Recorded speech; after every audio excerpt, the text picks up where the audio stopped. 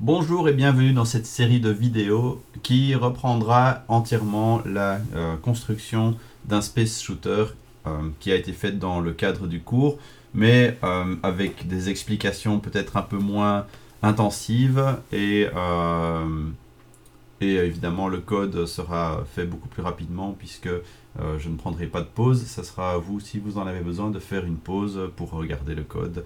Donc la première chose à faire, c'est de démarrer Unity 5.6.1 F1 qui sera la version utilisée pour le cadre du cours, et créer un nouveau projet. On crée un nouveau projet qui va donc s'appeler Space Shooter, enfin on peut l'appeler comme on veut. On va démarrer un projet en mode 2D et créer ce projet. Donc Space Shooter, ici je vais l'appeler vidéo. Voilà. J'attends que Unity démarre, qui prépare le projet. Donc voici la scène. Enfin voici l'éditeur Unity. J'ai configuré moi-même le positionnement de mes différentes fenêtres. Libre à vous de suivre le même positionnement ou pas.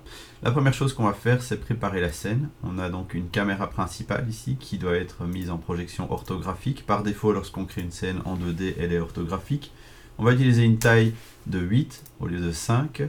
On va changer la background color en noir, de sorte à ce qu'on ait l'impression d'être dans l'espace. Et on va repositionner la caméra sur l'axe d'abord des Z à moins 1000. La raison de le positionner à moins 1000, où est-ce qu'elle est ma caméra? Pardon, on va mettre à moins 100. Moins 100, parce que moins 1000 c'est peut-être un petit peu trop. Voilà, moins 100. Ouais, voilà. Moins 100, l'objectif étant donc d'éviter d'avoir un parallaxe au niveau des lumières. Ça, vous ne le verrez pas ici, mais voilà.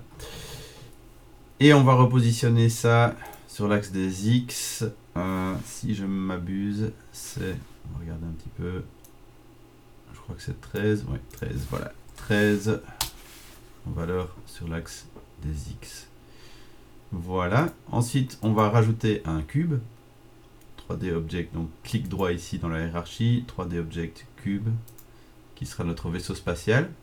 Voilà, comme on peut le voir, ce cube n'est pas fortement illuminé. Il y a deux façons de l'illuminer, soit en allant dans Window, Lighting, Settings, et de choisir une Ambient Color blanche, ou bien alors, et c'est ça qu'on va faire ici, moi je vais remettre la couleur ambiante à un gris foncé, voilà.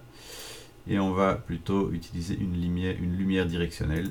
Donc hiérarchie, clic droit, light, directional light.